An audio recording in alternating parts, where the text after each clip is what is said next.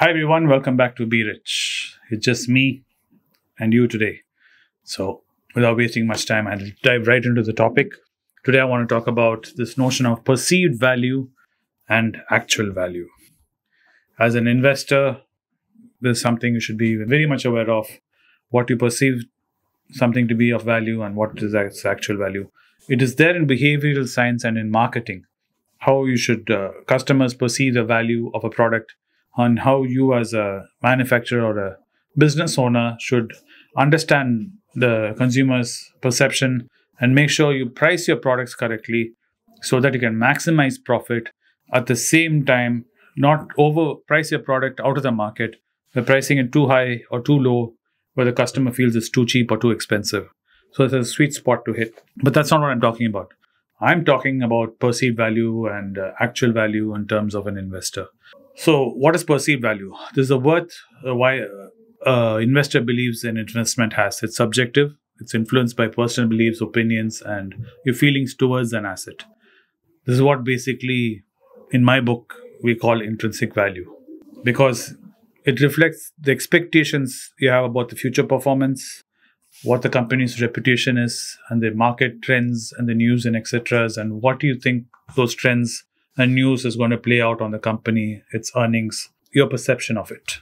And perceived value is often driven by not only yours, it also has a herd behind it or the market sentiment. And it ties all that together, the brand reputation, all that comes into giving you the perceived value. So as soon as, that's what Keshav says. So if you put Tata on anything, is it just valuable? Right now in India, I would say yes. You slap the Tata logo in front of it. That's why when Tata takes over a company like Big Basket, immediately a lot more expected from it. If Tata does something, a lot is expected from it. And the same thing is true with even Reliance. When it comes to B2B services, Reliance is always delivered on those B2B, especially in petroleum related industries. It's always delivered, and there's a certain perceived value to it. And they're trying to bridge that same value, perceived value, into B2C industries because they feel that they should be present there, and that's where the future is, and more money is there to be made in B2C transactions. So they're trying to bring the perceived brand value into B2C. And this can widely fluctuate from person to person. So what I feel a company is perceived value to be right is vastly different from what Karthi might decide the perceived value of this company should be, or Keshav feels the perceived value should be. So this is a big problem in investing, perceived value. The flip of the coin is what we have something known as actual value. What is actual value? That is the true, real value of the investment. That is what it is right now. What is there in the balance sheet? What is there in cash reserves? What is there in terms of debt, liabilities? And when you do that fundamental analysis, you kind of get to an objective data, a number with what today, as at least not today, I would say when the annual report or whenever the last results were published on that day, at that moment, that was the data is published. That is the actual value on that day.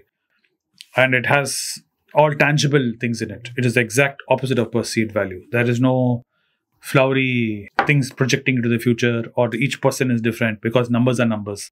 Everybody looks at the same balance sheet. Everybody has the same asset, liabilities, earnings, and everybody looks at the same cash flow. So everybody arrives at the same number. That is a point where what you call investing can look like a science, because you're looking back, you're looking at hindsight. And you can see in hindsight, this is what happened in the past. This is what will happen. If the same situation comes, then we can project and see this is what might happen. We use that kind of data to project into the future, which gets into the perceived notion. And a lot of informed investors and analysts try to calculate and identify this hindsight number. So based on all these hindsight actual numbers across the board, across industries, then they try to project and get into the perceived value. So what are the pitfalls? Pitfalls which can happen is, especially when you're an investor, like what me and Anand are telling you to do, is you log on today, you buy Tiffin coffee, and you log off and you don't look at it till your next moment comes to invest. That's how we sip, right? You pick a certain time of the month, a certain amount to be sipped, and that day you log on, and the companies you've been tracking, you sip and buy those companies and you forget about it. When that happens, what happens is whatever analysis you've done, whatever research you've done, whatever things you come to us to arrive at a point where this company is valued at this point and you can buy it, it keeps changing because you're not tuned into the market all the time. So your perceived value can start moving away from the actual value in huge dynamic swings. So this leads to pitfalls. And one of the first pitfalls is overconfidence. Like I was saying, you believe in your ability, in your own ability so much that you can't see where you're making the mistakes anymore because you're so confident on all the research you've done, all the historical data you've seen, and all the news you've read. It is very difficult for you to maintain a balanced perspective from this point on because you are very overconfident. So you have to see how to overcome this and to break that cycle of overconfidence and to constantly look at it as in a fresh set of eyes. And the best way to do that is constantly keep talking. When you've decided to open your app and invest and all that, make sure you have enough advisors and in other people you trust on whom you can talk to, and they'll knock you off your overconfidence and say, no, since the last time you did this news came out or this happened, this management has changed. So you know what is happening. So you know if you should be exiting a company or if you should be entering in another company. This kind of overconfidence can help be removed by talking to people and shedding more light on the subject. The other is lack of planning. You fail to plan for these pitfalls and fail to have a plan when you're away from the market. When you enter the market, you don't have any groundwork. Okay, now I'm checking out from the market. When I'm going to enter the market again, I have to have A, B, C, D in place. I have to do these things on my checklist before I decide to buy anything in the market again. That planning, lack of planning, and just haphazardly logging in and buying and haphazardly logging off and buying can lead to a lot of issues because your investment can go sideways. To prevent this, have measurable goals and develop a systematic plan which you have in place, like SIPPing. When you decide to log on and you decide to buy shares, what shares you're buying, what companies you're buying. That's why we always say keep it simple, keep it in a basket of stocks, and don't try to expand more than a basket and have like 100 companies you're invested into. Because it's very difficult to track these things, especially when you keep going in and out of the market. Another problem which people suffer when they have perceived value in this, they have emotional decision making, letting emotions drive their decisions into buying a certain company or not. And this can again lead to a lot of issues because of perceived values. You tend to get very anchored in your what you perceive as a good value. So this is again be worked on by looking at actual values again, looking at your data again, looking at an analysis and seeing as any new data come, as the actual values moved, has it changed. So this is something which you have to have the discipline to do, and you have to learn to do this with discipline and remove your emotion from this. So these are the main broad ways perceived values and actual values plays into investing. One of the major problems with this is with perceived value is people have very poor risk management and they don't even understand what is happening with their risk because they're so caught up on their perceived values, they can't see the risks which they're taking on board.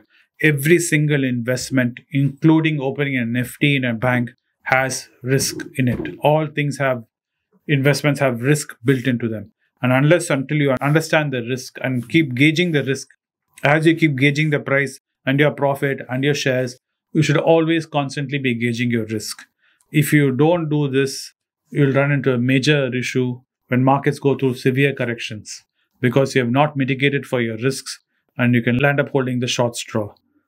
And the failure to learn from this kind of perceived value and actual value is critical because the failure to learn from this can wipe out any kind of investment you make in the market because you feel that your values of this asset which you're holding on a certain point and it's not at that point. This is especially true in real estate. This is one of the main reasons why me and Anand are very cautious about real estate and we don't recommend real estate because at least in the stock market, on a minute to minute, second to second, a daily basis, you can see your assets, what its true value is, what the market feels the value is, so you know where you're standing. In real estate, it is next to impossible to know unless each house you're driving by has one LED board outside saying today's price. It is impossible to know what your real asset value is. It completely goes on speculation and perceived values.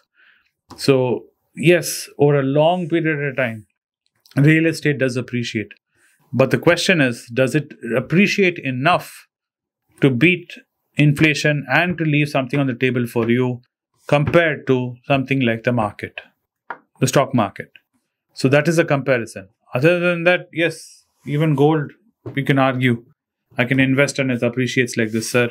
Real estate also, you can argue. Buy land. I bought it for 5 lakhs 2 years ago in the pandemic distress. Now it's worth 8 lakhs, 10 lakhs. Sure. But that 8 lakhs, 10 lakhs, what you're saying is what is the perceived value? Because you're seeing sales happening at that range. You do not know if your specific property will fetch that amount. Your neighbor might have managed to sell it. But when you go to the market, you need to find a buyer who also believes, like how your neighbor's buyer believed that their property is valued at that much, that your property is going to be valued at that much. That is a problem in real estate. And that is exactly what happens with perceived value and actual value.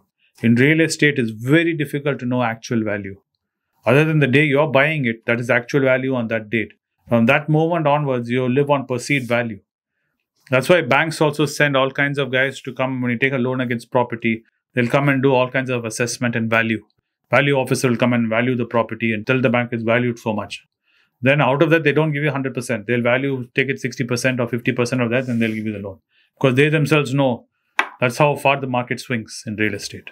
Anyway, this is something interesting I thought I'll share with you guys today about the notion of perceived value and actual value, and how you should be careful of it and how you should think about it when you're investing in different asset classes, especially the stock market and real estate. Thank you for watching Be Rich today. I hope you enjoyed the video and you found it informative and entertaining as always. Do share this video and like and subscribe to the channel, and I'll see you in the next one soon. Bye. Those who are desirous of meeting me can meet me in Kuwait on the 24th of November, the last Friday of November. After a successful meeting in Hyderabad, my team wanted to do an event in the Gulf again. It has been decided to do it in Kuwait, and hence I am there on the 24th of November, the Friday. Thank you. It's a great privilege and honor that so many of you in thousands have subscribed to my channel and have supported me. I have written 2 books in English, The Alchemy of Money and Ordinary Stocks, Extraordinary Profits. These books are published by us and are ready. If you want to procure a copy, send us a message to the WhatsApp number given below and my team would respond to you. If you want an Amazon Kindle copy, you can click the link below. Finally, those who wish to consult with me can send a mail to berichenglish@gmail.com. Once again, I thank you for your support. If you like this video, press the subscribe button of my channel, hit the like button and turn on the bell notification.